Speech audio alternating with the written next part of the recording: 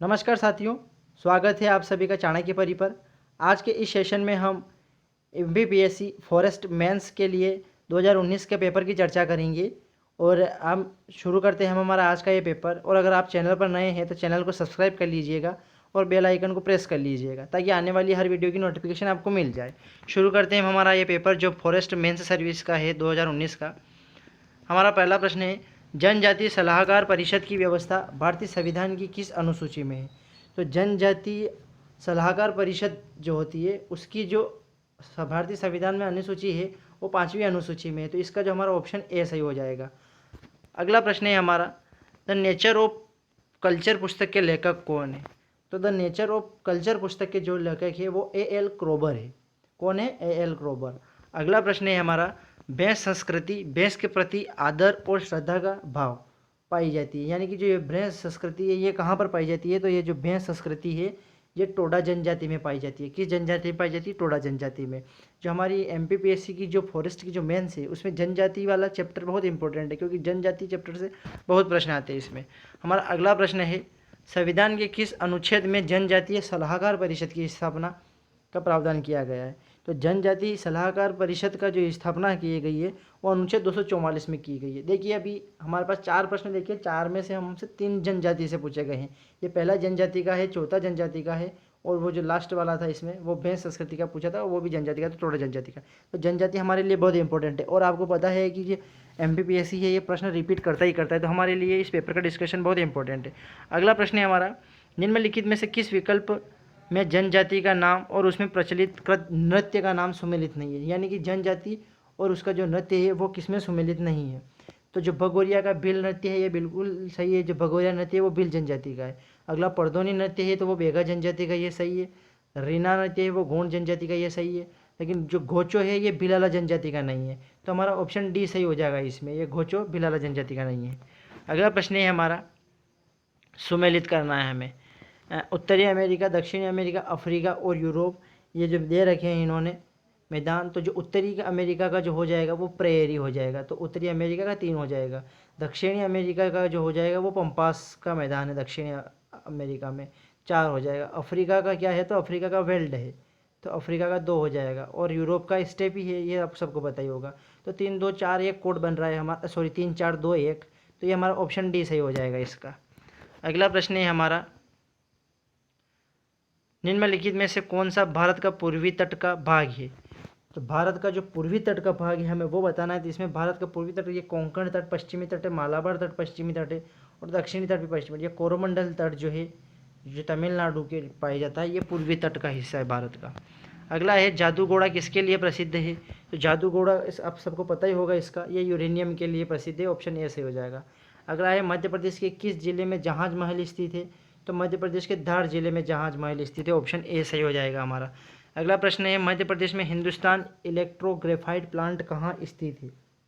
तो मध्य प्रदेश में जो हिंदुस्तान इलेक्ट्रोग्रेफाइट प्लांट जो है वो मंडीदीप औद्योगिक क्षेत्र में स्थित है, ऑप्शन सी सही हो जाएगा।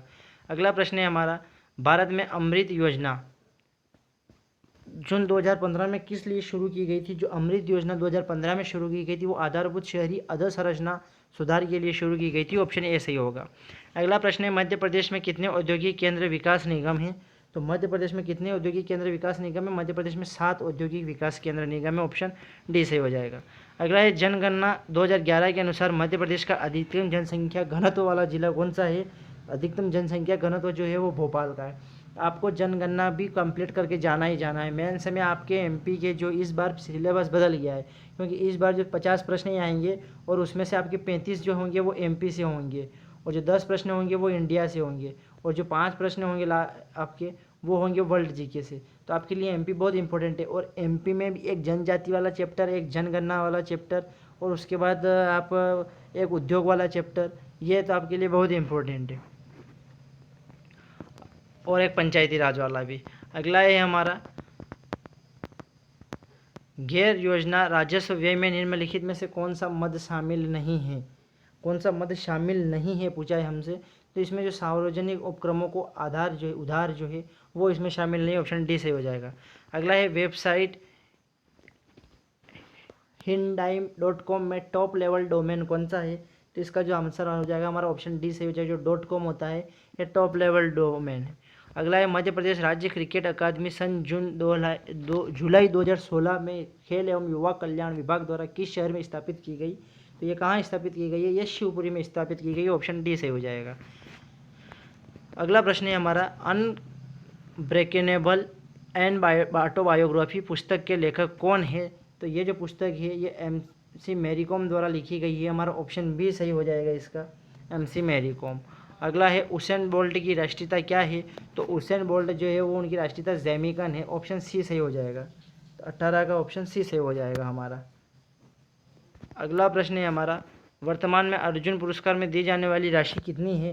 तो वर्तमान में जो अर्जुन पुरस्कार में राशि दी जाती है वो 15 लाख रुपए दी जाती है। अगला प्रश्न है हमारा 20वां प्रश्न है टोक्यो ओलंपिक में प्रारंभ किए निम्नलिखित 4 नए खेलों में से निम्नलिखित में से कौन सा खेल नहीं है? टोक्यो ओलंपिक में जो प्रारंभ हुए थे उसमें कौन सा खेल नहीं है, ये पूछा है हमसे। इसका जो आंसर है वो ऑप्शन सी हो जाएगा, शतरंज इसमें शामिल नहीं है। कौन सा नहीं है? शतरंज नहीं है। और इस बार टोक्यो ओलंपिक से आपसे ज़रूर पूछेगा, क्योंकि अभी भी टोक्यो ओलंपिक से MPPSC जो प्री जो हुआ था 2021 वाला, उसमें भी आया था जो विवेक सागर थे जिन्होंने हॉकी में ब्रॉन्ज मेडल जीता हॉकी टीम ने इंडिया की, तो उसका भी पूछा गया था। तो आपको भी वो टोक्यो ओलंपिक करके ही जाना है। तो और अगला प्रश्न है हमारा 21वां। ये देखिए ये गणित के प्रश्न आ गए हैं। तो जो हमारा जो MPPSC का जो सिलेबस बदला है इसमें जो प्री का मेंस का जो फॉरेस्ट का है इसमें जो फर्स्ट पेपर होगा उसमें आपके मैथ्स नहीं आएगी, तो हमें मैथ करने की जरूरत नहीं, ये आपके सेकंड पेपर में ज़रूर आएगी। तो मैं इसका आंसर बता देता हूँ, आप सोल्व कर लेना। तो जो 21 का जो हमारा आंसर हो जाएगा वो ऑप्शन बी सही होगा। इसका 1/10 जो है हम सिर्फ GK के प्रश्न की देखेंगे। तो ये हम कहाँ देखते हैं? ये देखिए ये सारे मैथ के ही है, ये एक रीजनिंग का आ गया है। और देखते हैं हम अगला, हाँ ये हमारा अगला प्रश्न आ गया 25वां। देखिए ये भी फिर जनजाति से आ गया है। तो हमारे लिए जनजाति तो बहुत इंपॉर्टेंट है। पूछा क्या है? जनजातीय जीवन में घोटुल प्रतिनिधित्व करता है। तो घोटुल किसका प्रतिनिधित्व करता है? घोटुल एक विवाह का स्वरूप है, विवाह प्रचलित है जनजातियों में घोटुल का। तो इसका आंसर ऑप्शन बी सही हो जाएगा। अगला प्रश्न है हमारा फ्लोराइड प्रदूषण मानव शरीर के किस भाग को प्रभावित करता है? जो फ्लोराइड का जो प्रदूषण होता है वो मानव शरीर के जो दांत को प्रभावित करता है, दांत प्रभावित हो जाते हैं इससे। अगला है इकोसिस्टम पारिस्थितिकी तंत्र। जो हमारे लिए इकोलॉजी भी बहुत इंपॉर्टेंट है। तो सर्वप्रथम किसने प्रस्तुत किया था? तो जो इकोलॉजी है सर्वप्रथम टेंसले ने प्रस्तुत किया था। तो ऑप्शन हमारा सी सही हो जाएगा। अगला है राजा भोज किस वंश का शासक था? तो राजा भोज जो है वो परमार वंश का शासक था। हमारा ऑप्शन डी सही होता है यहाँ पर। अगला प्रश्न देखते हैं हमारा 29वां। रेगुलेटिंग एक्ट किस वर्ष पारित किया गया था? तो रेगुलेटिंग एक्ट जो है वो 1773 में पारित किया गया था। ऑप्शन सी सही हो जाएगा। अगला है मुद्रा राक्षस का नाटक का लेखक कौन है? तो मुद्रा राक्षस का विशाख दत्त है। ये देखिए मैंने कहा था ना कि ऑप्शन MPPSC जो है वो क्वेश्चन को रिपीट करता ही करता है। अब इसने 2019 की फॉरेस्ट की मेंस में पूछा था मुद्रा राक्षस नाटक का लेखक, और इसने यही प्रश्न MPPSC जो 2021 वाली जो प्री हुई है उसमें भी पूछा है कि मुद्रा राक्षस के रचयिता कौन है? तो विशाख दत्त है। तो ऑप्शन बी सही होगा इसका। और हमारे लिए प्रीवियस ईयर पेपर बहुत ही इंपॉर्टेंट है। तो हमें आपको MPPSC मेंस भले इस बार सिलेबस कुछ चेंज नहीं हुआ है, सिर्फ नंबर बदले हैं, बाकी जो 100 प्रश्न आ रहे थे वहाँ से 50 प्रश्न आएंगे। तो ये करना है हमें, 3 नंबर का एक प्रश्न कर दिया, लेकिन प्रीवियस ईयर क्वेश्चन आपको जरूर करके जाना है। तो हमारे लिए प्रीवियस ईयर क्वेश्चन बहुत इंपॉर्टेंट है। अगला है भारत में नई अखिल भारतीय सेवा की स्थापना का अधिकार किसे है? तो इसका अधिकार जो है वो संसद को है। किसको है? संसद को है। तो ऑप्शन हमारा यहाँ पे सही हो जाएगा। अगर यहाँ राज्यसभा होता तो वो ज़्यादा सही होता, लेकिन इसने संसद दे रखा, बाकी राष्ट्रपति, प्रधानमंत्री, मंत्रिपरिषद इनमें से नहीं होगा। अगला है हमारा 5वीं पंचवर्षीय योजना का कार्यकाल क्या था? जो पंचवर्षीय योजना को कार्यकाल भी आप देख लीजिएगा। तो पंचवर्षीय योजना का जो कार्यकाल था वो 1974 से 1978 तक था। कितना था? 1974 से 1978 तक। अगला प्रश्न है हमारा भारतीय संविधान की कौन सी विशेषता एकात्मकता से संबंधित है? एकात्मकता जो होती है वो किस संविधान में है? तो इसका जो हमारा सही आंसर होगा वो एक हरी नागरिकता, जो क्योंकि भारत का संविधान जो है आपको एक हरी नागरिकता देता है। जैसे कि अभी अमेरिका का संविधान देखेंगे वहाँ पर 2 हरी नागरिकता है, स्टेट की अलग नागरिकता है, कंट्री की अलग नागरिकता है, लेकिन हमारे यहाँ पर एक हरी नागरिकता है। तो हमारा ऑप्शन ए बी सही हो जाएगा। अगला है सर्वप्रथम जिला प्रशासन किसने स्थापित किया था? जिला प्रशासन सर्वप्रथम किसने स्थापित किया था? तो जिला प्रशासन जो है वो वारेन हेस्टिंग्स ने स्थापित किया था। किसने किया था? वारेन हेस्टिंग्स ने। ऑप्शन बी सही हो जाएगा। अगला प्रश्न है मध्य प्रदेश में सर्वप्रथम पंचायत चुनाव कब कराए जाते हैं? मैंने कहा था ना कि हमारे लिए ये जो एमपी का निर्वाचन आयोग है वो भी बहुत, पंचायती राज भी बहुत इंपॉर्टेंट है, इसका प्रश्न भी आ ही गया है। तो ये जो प्रश्न है 35वां, ये आयोग ने डिलीट कर दिया गया था। क्या कर दिया था? डिलीट, क्योंकि इसमें से कौन सा भी आंसर इसमें सही नहीं है, क्योंकि पंचायत चुनाव किसको कराता है? राज्य निर्वाचन आयोग का। और जो एमपी का राज्य निर्वाचन आयोग है वही 1994 में बना था। कब बना था? 1994 में। लेकिन इसमें से सन दे रखी है हमारे 52, 53, 54, 55। तो ये आंसर, इसका ऑप्शन सही नहीं है, तो ये डिलीट कर दिया गया है। अगला है पारिस्थितिकी तंत्र में ऊर्जा का स्रोत क्या है? तो पारिस्थितिकी तंत्र, उसमें ऊर्जा का स्रोत पूछा है हमसे, तो इसमें ऊर्जा का स्रोत जो है वो सूर्य प्रकाश की ऊर्जा है, क्योंकि पादप उससे अपना भोजन बनाते हैं और फिर उत्पादक से उपभोक्ता पे जाता है, प्राथमिक उपभोक्ता, द्वितीय उपभोक्ता, तृतीय को उपभोक्ता, और लास्ट में जा के अपघटक में बदलता है। और ये याद रखना, जो ऊर्जा प्रवाहित होती है 10% के नियम से होती है, अपने वाले से ऊपर में 10% ऊर्जा ही जाती है, ये जरूर याद रखिएगा। अगला प्रश्न है हमारा, रेसर पिन एल्कलॉइड किससे प्राप्त होता है? तो रेसर पिन एल्कलॉइड जो है वो राउल्फिया सरपेंटिना से प्राप्त होता है, ऑप्शन सी सही हो जाएगा। अगला है, चिपको आंदोलन किस प्रदेश से प्रारंभ हुआ? तो चिपको आंदोलन जो था वो उत्तराखंड से प्रारंभ हुआ था, ऑप्शन बी सही हो जाएगा। अगला प्रश्न है, जलीय पारिस्थितिकी तंत्र में जीव भार का पिरामिड होता है। तो जलीय पारिस्थितिकी तंत्र होती है, उसमें जीव भार का जो पिरामिड होता है उसमें उल्टा होता है, क्योंकि हर बार जब आप देखते हैं बाकी में ऐसा इस प्रकार का शेप पाया जाता है पिरामिड का, क्योंकि उसमें उत्पादक ज़्यादा होते हैं, फिर उससे उपभोक्ता होते हैं, उसके ऊपर अपघटक आते हैं। लेकिन इसमें क्या है कि उल्टा होता है, इस प्रकार का होता है।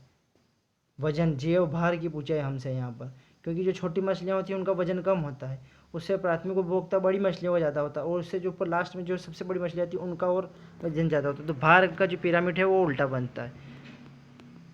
अगला प्रश्न है हमारा, मध्य प्रदेश का राज्य वृक्ष क्या है? तो ये तो बहुत सिंपल प्रश्न है, आप सबको आंसर पता ही होगा। मध्य प्रदेश का राज्य वृक्ष जो है बरगद है। अगला प्रश्न है हमारा, मध्य प्रदेश के किस जिले में सर्वप्रथम नगर पालिका स्थापित हुई? तो मध्य प्रदेश के सर्वप्रथम जबलपुर में नगर पालिका स्थापित हुई थी, ऑप्शन ए सही हो जाएगा। अगला प्रश्न है, प्रशासनिक सुधार आयोग के सर्वप्रथम अध्यक्ष कौन थे? तो प्रशासनिक सुधार आयोग के सर्वप्रथम अध्यक्ष मोरारजी देसाई थे। कौन थे? मोरारजी देसाई, ऑप्शन डी सही हो जाएगा। अगला है हमारा, वर्ष 2011 की जनगणना के अनुसार मध्य प्रदेश के निम्नलिखित में से किस जिला का लिंगानुपात सबसे कम है? तो मध्य प्रदेश के जो है वो भिंड जिले का लिंगानुपात सबसे कम है, और यही लिंगानुपात का सवाल अभी आपके एमपीपीएससी प्री जो 2021 हुई है उसमें भी आया था। तो आप देख लीजिए कि हमारे एमपी के एग्ज़ाम में इस बार 50 में से 35 प्रश्न आपके एमपी से आ रहे हैं, तो उसमें आपको जनजाति, एक पंचायती राज, एक जनगणना वाली, ये तो आपको इम्पोर्टेंट है, इनको तो आपको कंठस्थ करके जाना ही जाना है। अगला है हमारा, जनगणना 2011 के अनुसार भारत के कुल रोजगार में कृषि का योगदान क्या है? आप सबको पता है कि भारत की अर्थव्यवस्था कृषि प्रधान है, तो इसका जो हमारा आंसर होगा वो 54.6% कृषि का योगदान है भारत के कुल रोजगार में। अगला प्रश्न है हमारा 45वां, पीएम मोदी ने किस राज्य में राष्ट्रीय रुर्बन मिशन की शुरुआत की है? जो राष्ट्रीय रुर्बन मिशन की शुरुआत की है वो छत्तीसगढ़ में की है, ऑप्शन सी सही हो जाएगा हमारा।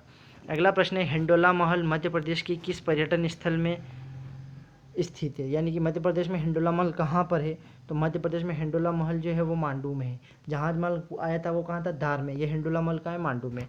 अगला है, भगोरिया उत्सव किस माह मनाया जाता है? जो भगोरिया उत्सव जो है वो मार्च महीने में मनाया जाता है, फाल्गुन माह में। अगला है, भोपाल में आयोजित लोक रंग समारोह कितने दिन का चलता है? तो भोपाल में जो लोक रंग समारोह होता है वो 5 दिन चलता है, ऑप्शन बी सही हो जाएगा। अगला प्रश्न है हमारा, भारतीय राष्ट्रीय कांग्रेस के जिस अधिवेशन में पूर्ण स्वाधीनता का प्रस्ताव पारित किया गया था उसका अध्यक्ष कौन था? तो उसके अध्यक्ष थे वो जवाहरलाल नेहरू थे, ऑप्शन बी सही हो जाएगा। अगला है, अटाकामा मरुस्थल कहाँ स्थित है? तो जो अटाकामा का जो मरुस्थल है वो जो है वो दक्षिणी अमेरिका में स्थित है, ऑप्शन ए सही हो जाएगा। अगला है, ईमेल एड्रेस manu@snl.net.us किस देश से संबंधित है? तो ये जो है संयुक्त राज्य अमेरिका से संबंधित है, क्योंकि देखिए पीछे यूएस आ रहा है, तो ये अमेरिका से संबंधित है, ऑप्शन डी सही हो जाएगा। अगला प्रश्न है हमारा, सॉफ्टवेयर जो कंप्यूटर की वायरस से सुरक्षा के लिए कंप्यूटर पर स्थापित किए जाते हैं उनको क्या कहा जाता है? तो उनको जो है वो एंटीवायरस कहा जाता है, ऑप्शन सी सही हो जाएगा। अगला प्रश्न है हमारा, निम्नलिखित में से किसे दुर्भावनापूर्ण मेलिशियस सॉफ्टवेयर के रूप में जाना जाता है? वर्म और वायरस। तो इसका जो हमारा प्रश्न है वो ऑप्शन डी सही हो जाएगा, दोनों सत्य है। क्या है? दोनों सत्य है। अगला प्रश्न है हमारा, आईएसपी का मतलब है? तो इसका जो हमारा सही आंसर हो जाएगा वो ऑप्शन बी से हो जाएगा, इंटरनेट सर्विस प्रोवाइडर इसका आंसर होगा। अगला प्रश्न है हमारा, निम्नलिखित में से कौन सा एक साइबर अपराध नहीं है? तो इसमें से साइबर अपराध कौन सा नहीं है? तो वो इंटरप्रेटर जो है वो साइबर अपराध नहीं है, बाकी साइबर आतंकवाद, डेटा चोरी, जालसाजी ये साइबर अपराध है, लेकिन इंटरप्रेटर जो है वो साइबर अपराध नहीं है। अगला है, अर्जुन अवार्ड प्राप्त करने वाले प्रथम क्रिकेटर कौन थे? तो अर्जुन अवार्ड प्राप्त करने वाले प्रथम क्रिकेटर जो थे वो सलीम दुर्रानी थे। कौन थे? सलीम दुर्रानी, ऑप्शन सी से हो जाएगा। अगला है, बैक स्ट्रोक तथा बैक ब्रेस्ट स्ट्रोक शब्दावली किस खेल से संबंधित है? यानी देखिए कंफ्यूज नहीं होना, बैक स्ट्रोक है और ब्रेस्ट स्ट्रोक है, तो इसका जो सही आंसर होगा वो ऑप्शन बी सही हो जाएगा, तैराकी सही हो जाएगा। अगला प्रश्न जो हमारा होगा, अगला है, ये हमारे वापस मैथ के क्वेश्चन आ गए हैं। हमारा अगला देखते हैं जीके का क्वेश्चन। ये यहाँ से हमारी हिंदी आ गई है, यानी कि पहले क्या थे, 100 प्रश्न आते थे जिसमें से 60 में जीके और गणित आती थी और 20 नंबर की हिंदी आती है और 20 नंबर की इंग्लिश आती है। अब हिंदी हमारे अब आ नहीं रही है, तो जो है हमारा ये देख लेते हैं हिंदी को, क्योंकि अब हिंदी आपकी नहीं है, आपकी सिर्फ 50 नंबर है, 35 का एमपी जीके है, 10 का इंडिया जीके है और 5 का वर्ल्ड जीके है, और वो पूरा एक बाकी का जो पेपर है वो वानिकी एवं वन मंत्रालय से संबंधित है। तो इसमें देखते हैं हम, हमारे क्या दे रखा है, गद्यांश को पढ़कर नीचे प्रश्नों के उत्तर देना है। संतों में लगभग सभी कारीगर हैं, पेशों से जुड़े हुए लोग जिनको अपनी सामाजिक हैसियत से गहरा असंतोष है, वे इस मामले में भी संयोगवश वैदिक कवियों के निकट पहुंच जाते हैं, जिनमें लोहे वाले आंग्रिस यानी अयास्य अंगारिस और रथ निर्माता भृगुण, महाजनी करने वाले कुसुदी काव्य, माल ढोने वाले रथवीति तथा रथ झंकने वाले शुद्धरथ आदि है।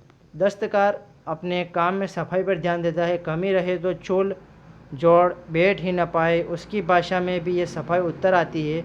वह सीधी और साधी बात कहता है, इसके विपरीत भाषा की कारीगरी करने वाले सीधी बात को भी इतनी टेढ़ी बना देते हैं कि उसे समझने में समय लगता है। यह निवेदन करना जरूरी है कि लोक की महिमा गाते समय हमें अलौकिक न बना देना चाहिए। वह आधार है और उसमें गुरुत्वाकर्षण है, परंतु ऊर्जा सर्जना और जीवन गुरुत्वाकर्षण के लिए विद्रोह है। तो हमारा प्रश्न है, लोक की महिमा होती है, तो इसका जो हमारा आंसर हो जाएगा वो जो लोक की महिमा होती है वो लौकिक होती है, ऑप्शन सी से हो जाएगा। अगला है, संतों में लगभग सभी है, तो संतों में लगभग सभी क्या है, कारीगर है, ऑप्शन ए सही हो जाएगा। इसका क्या सही होगा, ऑप्शन ए। अगला है, इस गद्यांश में अयास्य शब्द संबंधित है, तो अयास्य शब्द किससे संबंधित है, तो ये लोहे वाले से संबंधित है, अयास्य आपने देखा अभी। अगला है, इस गद्यांश में किसकी महिमा को बताया गया है, तो इस गद्यांश में जो है वो लोक की महिमा को बताया गया है। किसकी बताया गया है, लोक की। अगला है, सर्वनाम के कितने भेद होते हैं, तो सर्वनाम के जो है वो 6 भेद होते हैं, ऑप्शन डी से हो जाएगा। अगला है, दिशाओं के नाम किस तरह की संज्ञा के अंतर्गत आते हैं, जो ग्रामर का प्रश्न पूछ लिया इसने गद्यांश से ही। तो जो दिशाओं के नाम जो है वो किस तरह की संज्ञा के आते हैं, तो दिशाओं के नाम जो है वो व्यक्तिवाचक आता है, क्योंकि व्यक्ति का बहुत, यानी कि किसी व्यक्ति सूचक नाम है वो। वह कारीगर नहीं आया में वह है, तो वह क्या है, तो वह जो है वो विशेषण है, क्या है, विशेषण है। अगला है, स्वर के साथ स्वर का मेल होने से कौन सी संधि नहीं होती है, तो स्वर के साथ स्वर का मेल होने से कौन सी संधि नहीं होती है, तो जो है वो ऑप्शन ए और सी सही हो जाएगा, क्योंकि व्यंजन और विसर्ग संधि नहीं होती, स्वर संधि में ही स्वर का स्वर के साथ होता है। अगला है हमारा, हरिशंकर परसाई की रचना है, इसमें से हमें हरिशंकर प्रसाद की रचना बतानी है, तो इसका जो हमारा सही हो ऑप्शन सी सही हो जाएगा, विकलांग श्रद्धा का दौरे। क्योंकि आपसे ये पूछ सकता है एमपी के साहित्य वाले चैप्टर में, ये हिंदी का प्रश्न इन्होंने हिंदी में पूछा है, लेकिन आपसे साहित्यकार के बारे में पूछ सकता है, क्योंकि प्री में भी आता है साहित्यकार, इस बार भी पूछा गया था। अगला है, सही जोड़ी का चयन कीजिए, रसिक प्रिया केशवदास, कवि प्रिया तुलसीदास, रामचंद्रिका तुलसीदास, जहांगीर जस चंद्रिका मूलकदास, और हमें सही जोड़ी का चयन करना है, तो इसका जो हमारा सही आंसर होगा ऑप्शन ए होगा, क्योंकि रसिक प्रिया जो है वो केशवदास की लिखी हुई है, ऑप्शन ए सही हो जाएगा हमारा।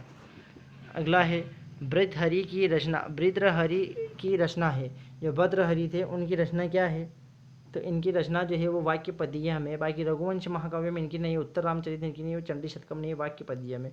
अगला है, निमाड़ अंचल के प्रसिद्ध संत कौन है, तो निमाड़ अंचल के प्रसिद्ध संत जो है वो संत सिंगा जी है, ऑप्शन बी सही हो जाएगा। अगला है हमारा, प्रतिकूल का विलोमार्थी क्या होगा, तो प्रतिकूल का विलोमार्थी जो शब्द होगा वो ऑप्शन डी होगा, अनुकूल होगा। अगला है, एक्स ऑफिशिया को हिंदी में क्या कहा जाता है, एक्स ऑफिशियो को जो है वो हिंदी में पदेन कहा जाता है। क्या कहा जाता है? पदेन। ऑप्शन सी सही हो जाएगा। अगला प्रश्न है हमारा, कलम तोड़ना मुहावरे का अभिप्राय क्या है? कलम तोड़ना जो मुहावरे का अभिप्राय है वो ऑप्शन बी सही हो जाएगा, बहुत अच्छा लिखना हो जाएगा। अगला है, अक्षी का पर्याय क्या होगा? तो अक्षी का जो पर्याय होगा वो आँख होता है। ऑप्शन डी सही हो जाएगा। अगला है, निम्नलिखित में से कौन सा शब्द शुद्ध है? शुद्ध पूछा है हमें, तो इनमें से आप सबको पता चल रहा है कि पूज्य, पूज्य, पूजनीय, पूजनीय। तो इसमें जो हमारा सही आंसर होगा ऑप्शन बी सही हो जाएगा, पूज्य आएगा, क्योंकि प में बड़ा हो की मात्रा आएगी। अगला है, अर्थ के आधार पर वाक्य कितने प्रकार के होते हैं? तो जो अर्थ के आधार पर जो वाक्य होते हैं वो 8 प्रकार के होते हैं। ऑप्शन सी सही हो जाएगा। अगला, इनमें से कौन सा शब्द तद्भव नहीं है?